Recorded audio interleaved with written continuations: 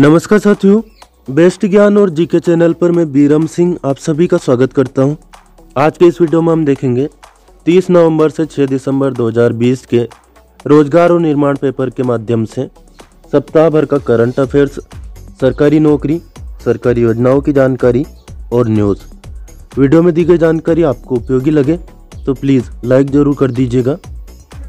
Corona vaccine वितरण के लिए राज्य बनाए योजना। प्रधानमंत्री ने हाल ही में कोरोना से बचाव के लिए वैक्सीन बनाने के जो प्रयास हो रहे हैं उसकी समीक्षा की और राज्यों को आवश्यक निर्देश दिए। कौशल विकास, प्रिसीजन इंजीनियरिंग में प्रवेश प्रक्रिया शुरू हो गई है। तकनीकी शिक्षा, कौशल विकास एवं रोजगार विभाग के अंतर्गत global skills park city campus Bhopal में एक वर्षीय advance certificate in precision engineering में जनवरी 2021 बैच के लिए प्रवेश शुरू है।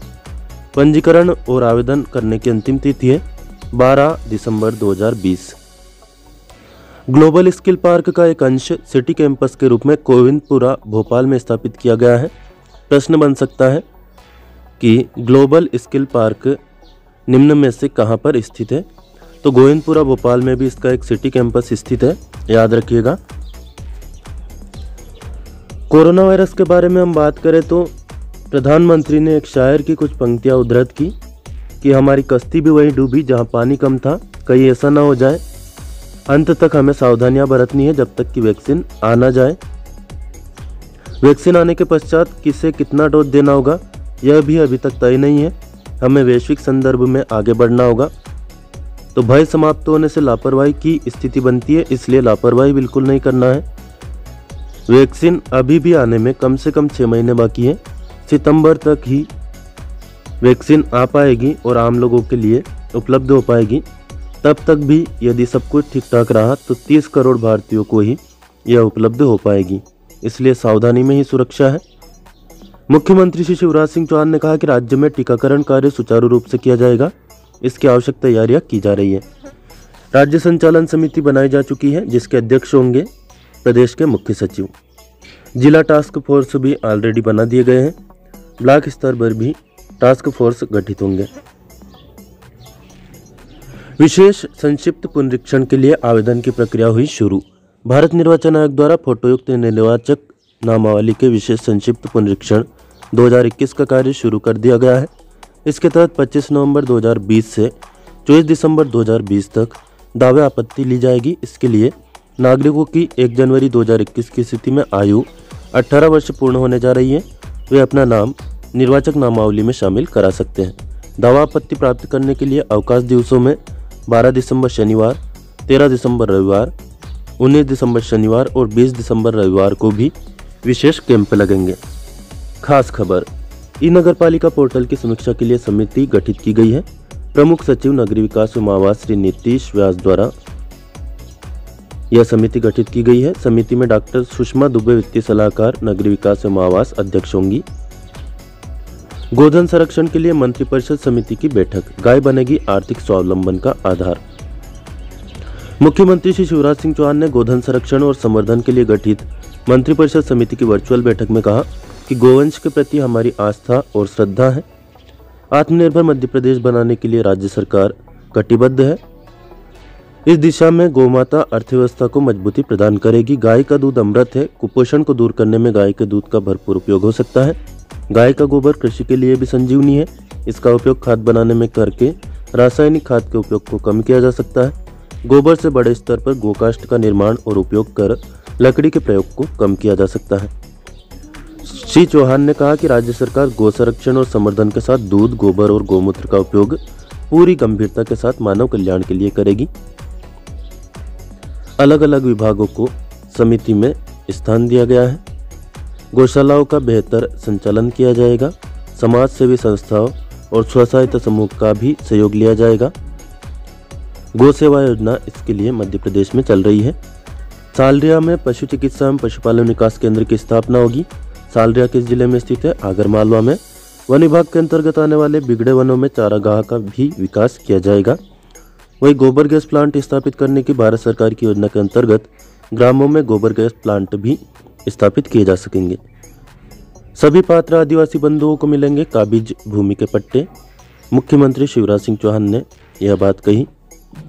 किरणताल क्षेत्र में 20 वर्ष पहले स्थानीय पटवारी ने छल कपट कर भोले भाले बेगा आदिवासी भाइयों को फर्जी पट्टे वितरित कर दिए थे। उनकी फर्जी बही बना दी थी, पर सरकारी रिकॉर्ड में जमीन उनके नाम दर्ज नहीं की थी। इस मामले में न केवल सभी दोषी व्यक्तियों के विरुद्ध सख्त कार्रवाई की जाएगी, अपितु सभी पात्र बेगा भाइयों बहनों को वैधानिक कार्रवाई पूर्ण कर शीघ्र ही उनकी काबिज भूमि के पट्टे दिए जाएंगे। लापरवाही, अन्याय बर्दाश्त नहीं होगा। ये बातें मुख्यमंत्री शिवराज सिंह चौहान ने उमरिया जिले के किरणताल क्षेत्र के औचक निरीक्षण के दौरान कही। उन्होंने ग्राम में चौपाल लगाकर एक एक आदिवासी भाई बहन की समस्या सुनी और उसका निराकरण भी किया। यहाँ पर जिस पटवारी ने फर्जीवाड़ा किया था वह जेल भी हो आया है। मुख्यमंत्री ने विस्तृत जांच के निर्देश भी दिए हैं। लगभग 75 आदिवासी लंबे समय से भूमि पर काबिज है। शासकीय भूमि पर इनको भी पट्टे दिए जाएंगे। प्रत्येक सोमवार को लगाए शिविर। साथ ही मुख्यमंत्री ने निर्देश दिए कि ग्राम में प्रत्येक सोमवार को शासकीय शिविर लगाया जाए, जिसमें एक एक आदिवासी की समस्या सुनी जाए और उसका निराकरण किया जाए। मध्य प्रदेश सरकार गरीबों, वंचितों, आदिवासियों की सरकार है। हम इनके साथ अन्याय नहीं होने दे सकते। हर आदिवासी को उसका वाजिब हक दिलवाया जाएगा। श्वेतांबर प्रोफेशनल एकेडमी में असिस्टेंट प्रोफेसर, एसोसिएट प्रोफेसर और प्रोफेसर की रिक्वायरमेंट है। इसके अलावा लाइब्रेरियन, स्पोर्ट ऑफिसर और ड्राइवर की भी रिक्वायरमेंट है। संपर्क कर सकते हैं दिए हुए फ़ोन नंबर और ईमेल के जरिए आप। इंदौर में यह भर्ती खुली है। पीपल्स यूनिवर्सिटी में एडमिशन जारी है। MPT, BPT, BMLT, DMLT, DDT 12वीं पास मांगा है फिजिक्स, केमिस्ट्री और बायोलॉजी के साथ, तो इसमें आप एडमिशन ले सकते हैं। जनजाति गौरव सम्मान समारोह भगवान बिरसा मुंडा की सम्मान में मनाया गया है। मुख्यमंत्री ने कहा कि देश की आज़ादी में वीरांगना दुर्गावती, भीमा नायक, रघुनाथ शाह, शंकर शाह और टंटा भील जैसे महानायकों ने योगदान दिया। ये सभी आदिवासी महान नायक थे। मुख्यमंत्री ने कहा कि मध्य प्रदेश में जिन वनवासियों को भूमि के पट्टे दिए गए हैं उन्हें फसल बीमा योजना, किसान क्रेडिट कार्ड, मुख्यमंत्री सम्मान निधि योजना और प्रधानमंत्री सम्मान निधि योजना का भी लाभ दिया जाएगा। यदि आप किसी भी कंपटीशन एग्जाम की तैयारी कर रहे हो तो आपको पता होना चाहिए कि कौन सी सरकारी योजना किस वर्ग के लिए चलाई जा रही है। तो आदिवासियों के लिए चलाई जा रही योजनाओं की जानकारी इस एडिटोरियल में संपादकीय में दी हुई है। आइए देख लीजिए पूरी। प्रदेश के सभी वन ग्राम राजस्व ग्राम बनाए जाएंगे। प्रदेश में जनजातियों का शोषण और लूट नहीं होने दी जाएगी। जिन अवैध साहूकारों ने जनजाति परिवारों को कर्जा दिया है और संपत्ति गिरवी रखी है, ऐसे सभी अवैध कर्जों को मध्य प्रदेश में माफ़ कर दिया जाएगा। ऐसे कर्ज की प्रदेश में वसूली भी नहीं की जा सकेगी। उन्होंने कहा कि शहडोल संभाग में वनोपज और खनिज आधारित उद्योग लगाने के प्रयास किए जाएंगे। मध्य प्रदेश में 32 प्रकार के वनोपजों का समर्थन मूल्य घोषित कर दिया गया है। मुख्यमंत्री ने कार्यक्रम में वनाधिकार अधिनियम के तहत जिले के 800 हितग्राहियों को वनाधिकार प्रमाण पत्र भी बांटे। साथ ही संभाग के 10 प्रतिभावान विद्यार्थियों को सम्मान किया। इस अवसर पर मुख्यमंत्री ने स्व सहायता समूह को क्रेडिट लिमिट का वितरण भी किया। मुख्यमंत्री ने बिरसा मुंडा परिसर के निर्माण के लिए ग्राम डगडोवा में 2 एकड़ जमीन दान करने वाले नथु कोल का सार्वजनिक रूप से सम्मान किया। उन्होंने कहा कि जो व्यक्ति खुद झोपड़ी में रह रहा है, सुविधाओं के अभाव में जीवन व्यतीत कर रहा है, उसके लिए भगवान बिरसा मुंडा परिसर निर्माण के लिए 2 एकड़ कीमती जमीन दान देना उसकी दानवीरता का अनुकरणीय उदाहरण है। मध्य प्रदेश सरकार प्रदेश के अनुसूचित जाति और जनजाति के रहवासियों के लिए समय समय पर अनेक कल्याणकारी योजनाओं की घोषणा करती है। इन योजनाओं का उद्देश्य इन वर्गों के लोगों का जीवन स्तर बेहतर बनाना है। यह एक दीर्घकालीन काम है। सरकार के सतत प्रयासों से सफलता जरूर मिलेगी। 25 नवंबर को मनाया गया अंतर्राष्ट्रीय महिला हिंसा उन्मूलन दिवस। कौन सा दिवस कब मनाया जाता है जरूर याद रखिएगा। यहाँ पर इस आर्टिकल को आप चाहे तो पढ़ भी सकते हैं वीडियो को रोक करके या फिर स्क्रीनशॉट लेकर के। तानाशाह के खिलाफ संघर्ष से हुई थी इस दिन की शुरुआत। 25 नवंबर 1960 डोमिनिकल गणराज्य के तानाशाह शासक राफेल ट्रुजिलो के आदेश पर 3 बहनों Patria Mercedes Mirabal, Maria Argentina Minerva Mirabal तथा एंटोनिया मारिया टेरेसा मिराबेल की 1960 में क्रूरता से हत्या कर दी गई थी। कड़ा विरोध इन तीनों बहनों ने ट्रुजिलो की तानाशाही का किया था। महिला अधिकारों के समर्थक व कार्यकर्ता 1981 से इस दिन को इन तीनों बहनों की मृत्यु की स्मृति के रूप में मनाते। फरवरी 2000 में संयुक्त राष्ट्र संघ ने एक मत से निर्णय लिया कि 25 नवंबर को महिलाओं के विरुद्ध अंतर्राष्ट्रीय हिंसा उन्मूलन दिवस मनाया जाएगा। अपनी सुरक्षा किस तरह से करें, यहाँ पर यह भी जानकारी दी गई है। स्त्रियों को डायन या चुड़ैल मानना यह भी बहुत ही गलत बात है, नहीं होना चाहिए। यह पूरा आप पढ़ सकते हैं। भारतीय मानसून की विशेषताएं भी यहाँ पर दी हुई है, चाहे तो आप पढ़ सकते हैं। कार्यालय प्राचार्य राजा हरपाल सिंह शासकीय महाविद्यालय जिला छतरपुर, यहाँ पर भर्ती खुली है।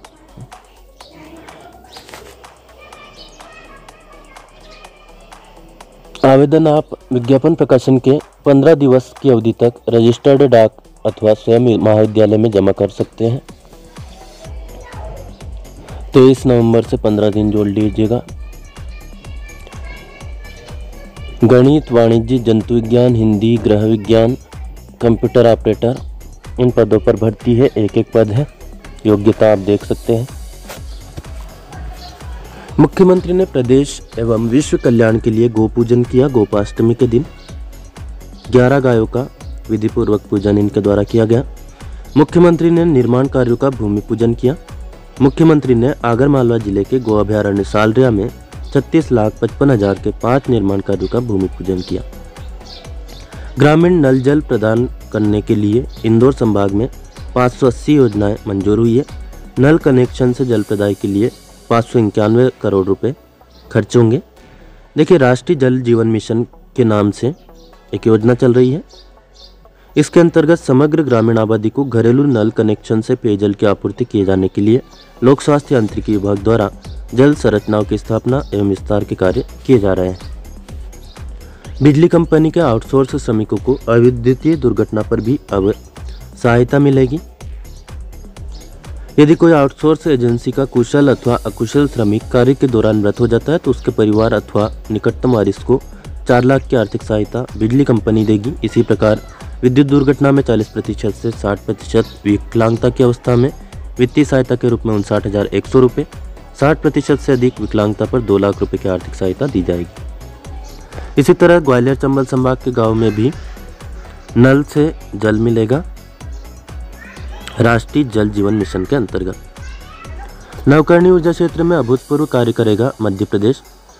यहाँ पर एक प्रश्न कंपटीशन एग्जाम में बन सकता है। एनर्जी स्वराज फाउंडेशन तथा ऊर्जा विकास निगम मध्य प्रदेश शासन 26 नवंबर को एनर्जी स्वराज यात्रा को हरी झंडी दी गई। उद्घाटन किया गया मुख्यमंत्री शिवराज सिंह चौहान के द्वारा। बिगड़ते पर्यावरण से समाज के अस्तित्व पर खतरा उत्पन्न हो गया है। सौर ऊर्जा सहित अक्षय ऊर्जा के अन्य साधनों का उपयोग हमें इस खतरे से बचा सकता है। आंकड़े भी यहाँ पर दिए गए हैं सौर ऊर्जा के। मध्य प्रदेश सौर ऊर्जा के क्षेत्र में अभूतपूर्व कार्य करके दिखाएगा। वर्ष 2010 में मध्य प्रदेश में नवीन और नवकरणीय ऊर्जा विभाग बनाया गया था। 2012 में 4,000 मेगावाट के सौर ऊर्जा उत्पादन के बाद वर्तमान में नवकरणीय ऊर्जा से 5,000 मेगावाट उत्पादन तक हम पहुँच चुके हैं और लक्ष्य है कि 2022 तक 10,000 मेगावाट उत्पादन हम कर लेंगे। मुख्यमंत्री शिवराज सिंह चौहान ने भोपाल स्थित मिंटो हॉल सभा कक्ष में एनर्जी स्वराज यात्रा प्रारंभ होने के अवसर पर कार्यक्रम को संबोधित किया। मुख्यमंत्री ने आईआईटी मुंबई के पूर्व छात्र प्रोफेसर चेतन सोलंकी द्वारा सौर ऊर्जा के क्षेत्र में किए गए नवाचारों की प्रशंसा करते हुए कहा कि मध्य प्रदेश ऐसा प्रदेश है जहां हीरे निकलते हैं। प्रोफेसर चेतन किसी हीरे से कम नहीं है। याद रखिए, चेतन सोलंकी ने एनर्जी स्वराज फाउंडेशन स्थापित किया है। श्री चौहान ने कहा कि सौर ऊर्जा को अधिक से अधिक लोकप्रिय बनाने के प्रयास किए जाएंगे। मध्य प्रदेश के युवा है प्रोफेसर चेतन सोलंकी जन जागृति के लिए परिवार से दूर रहकर 11 वर्ष की एनर्जी स्वराज यात्रा पर निकले हैं। 11 वर्ष तक यह यात्रा इनकी चलेगी। उनका इस राष्ट्र कल्याण के लिए महत्वपूर्ण कार्य के लिए अभिनंदन करते हुए उन्हें मध्य प्रदेश का ब्रांड एम्बेसडर भी बनाया गया है। तो याद रखिए, अक्षय ऊर्जा के प्रचार के लिए मध्य प्रदेश में किसको ब्रांड एम्बेसडर बनाया गया है? प्रोफेसर चेतन सोलंकी को।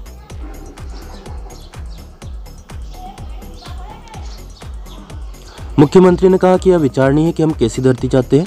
मध्य प्रदेश में सौर ऊर्जा के उपयोग की शुरुआत कहां से हुई? नीमच से 135 मेगावाट के संयंत्र से। बाद में रीवा में 750 मेगावाट के संयंत्र शुरू हुए। इसे निरंतर बढ़ाया जाएगा। प्रधानमंत्री ने गुजरात में पानी पर सोलर पैनल बिछाने का कार्य करवाया है। इसी तरह से मध्य प्रदेश में भी ओंकारेश्वर में फ्लोटिंग सोलर प्लाट पैनल स्थापित किया गया है। तो याद रखिए, यहाँ से भी एक प्रश्न बनता है कि floating solar plant Madhya Pradesh में कहाँ पर लगाया गया है? ओंकारेश्वर में। और ओंकारेश्वर कहाँ स्थित है? खंडवा जिले में। एनर्जी स्वराज यात्रा का उद्देश्य तो आप समझ ही गए होंगे और देख लीजिए। प्रोफेसर चेतन सोलंकी कहाँ के रहने वाले हैं? खरगोन जिले के। उन्होंने गत 20 वर्ष से सौर ऊर्जा पर नवाचार और शोध कार्य किया है। उन्होंने IEEE संस्था ने $10,000 का अवार्ड दिया है। इसके साथ ही उन्हें prime minister award for innovation दिया जा चुका है। सौर ऊर्जा के क्षेत्र में उनके कार्य को इसलिए भी सम्मान प्राप्त है क्योंकि उन्होंने ऊर्जा स्वराज या एनर्जी स्वराज शब्द गढ़ा है। ऊर्जा स्वराज यात्रा दिसंबर 2030 तक चलेगी। इसका उद्देश्य जन जन को सौर ऊर्जा के उपयोग और उसके महत्व से अवगत कराना है। दिल्ली मुंबई कॉरिडोर से जोड़ने के लिए प्रदेश में बनेगी 4 लेन रोड। आपको पता है AB रोड से प्रदेश को कितना फायदा होता है। इसके आसपास की जमीन के दाम बढ़ते हैं, रोजगार लोगों को मिलता है। लोक निर्माण मंत्री है मध्य प्रदेश के कौन? श्री गोपाल भार्गव। इन्होंने कहा कि दिल्ली मुंबई कॉरिडोर को जोड़ने वाले 173 किलोमीटर लंबाई वाले 4 लेन इंदौर देवास उज्जैन आगर गरोट मार्ग प्रदेश के विकास में मील का पत्थर साबित होगा। इसके निर्माण से प्रदेश के आर्थिक विकास को नई गति मिलेगी। श्री भार्गव ने कहा कि भारत सरकार की अति महत्वाकांक्षी दिल्ली मुंबई कॉरिडोर का 244 किलोमीटर हिस्सा गुजरेगा मध्य प्रदेश से। इस महत्वाकांक्षी परियोजना पर भारत सरकार द्वारा 1 लाख करोड़ रुपए की राशि व्यय की जा रही है। इस मार्ग को 2023 तक पूर्ण करने का लक्ष्य निश्चित किया गया है। उन्होंने बताया कि दिल्ली मुंबई मार्ग का लाभ संपूर्ण मध्य प्रदेश को प्राप्त हो सके, इसके लिए मध्य प्रदेश सरकार के अनुरोध पर केंद्र सरकार द्वारा इंदौर देवास उज्जैन आगर गरोट तक 173 किलोमीटर वाले 4 लेन सड़क मार्ग निर्माण की भी स्वीकृति प्रदान कर दी गई है। इस मार्ग के निर्माण से ग्वालियर से देवास, भोपाल से देवास और इंदौर मार्ग भी जुड़ जाएंगे। केंद्रीय भूतल परिवहन मंत्री श्री नितिन गडकरी हैं। इन्होंने चंबल अटल प्रोग्रेस वे की स्वीकृति के समय प्रदेश की पिछली सरकार के समय खनिज विभाग की अनुमतियां में विलंब की ओर ध्यान आकृष्ट किया था, जिस पर पिछले 6 माह में सभी गतिरोध दूर कर व्यवस्था सुधारी गई है। खनिज विभाग की अनुमतियां भी अब केवल 7 दिन में दी जा रही है। प्रदेश सरकार ने एक कदम आगे बढ़ाते हुए भारतमाला परियोजना के लिए गौण खनिज की रॉयल्टी से छूट का निर्णय भी लिया है। मध्य प्रदेश इस योजना का लाभ उठाने में केंद्र सरकार की अपेक्षाओं से एक कदम आगे बढ़कर ही काम करेगा और रोजगार तथा उद्योग के साथ साथ इंफ्रास्ट्रक्चर डेवलपमेंट के नए आयाम स्थापित किए जाएंगे। बांस मिशन। प्रदेश में बांस मिशन पर तेजी से कार्य किया जाएगा, यह बात मुख्यमंत्री ने कही है। उमरिया जिले के राष्ट्रीय उद्यान बांधवगढ़ में प्रश्न बनता है कि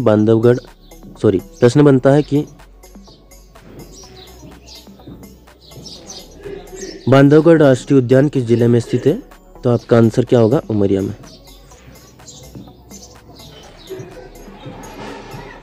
बांस आधारित उद्योगों को इससे बढ़ावा मिलेगा। बैठक में प्रदेश के वन मंत्री ने बताया कि प्रदेश में 4 नए टाइगर सफारी बनाए जा रहे हैं।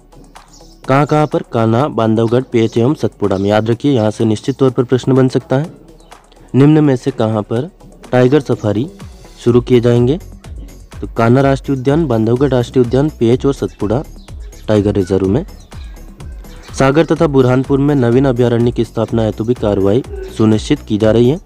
मध्य प्रदेश में नवीन वृक्षारोपण अधिनियम भी लाया जाएगा। समाधान योजना। मध्य प्रदेश कराधान अधिनियमों की पुरानी बकाया राशि का समाधान अध्यादेश 2020 लागू होने के बाद पहले चरण यानी पहले 60 दिनों में 16,500 आवेदन प्राप्त हुए। आवेदनों के साथ 115 करोड़ 30 लाख रुपए शासकीय कोष में जमा करवाए गए हैं। अध्यादेश 26 सितंबर 2020 को लागू हुआ था। इसमें 60, 90 एवं 120 दिन के भीतर आवेदन करने पर अलग अलग लाभ के प्रावधान किए गए हैं। विभिन्न व्यावसायिक पाठ्यक्रमों में प्रवेश का एक और अवसर आपके पास है। यदि लेना चाहें CLC यानी संस्था स्तर की काउंसलिंग की डेट बढ़ा दी गई है, 5 दिसंबर 2020 कर दी गई है। आप BTech, BD pharmacy, MBA, MCA, BHMTC, diploma engineering, non PPT, Eklavya Ambedkar, ME, MTech, M pharmacy इन सभी में प्रवेश ले सकते हैं। ऑनलाइन रजिस्ट्रेशन हुए 3 दिसंबर 2020 तक और 5 दिसंबर तक 4 और 5 दिसंबर को प्रवेश होंगे। गौ सेवा संस्थाओं और संतों से चर्चा कर गोपालन की नई नीति मध्य प्रदेश में बनेगी। मुख्यमंत्री शिवराज सिंह चौहान ने गो अभयारण्य सालरिया में विभिन्न संस्थाओं के प्रतिनिधियों और संतों से गोष्ठी कर सुझाव प्राप्त किए। चर्चा में इस सप्ताह जो व्यक्ति और संस्थाएं चर्चा में रही वह अब हम देखते हैं। चलिए इस चीज़ को हम देखेंगे अगले वीडियो में। वीडियो काफ़ी लंबा खींच चुका है, थोड़ा सा आप भी आराम कर लीजिए और मैं भी करता हूँ। उसके बाद में नेक्स्ट वीडियो जो बनाएंगे उसमें चर्चित व्यक्तित्व, स्थान, घटना, खेल और राष्ट्रीय अंतर्राष्ट्रीय घटनाक्रम जो बचे हुए हैं उनको हम कवर कर लेंगे।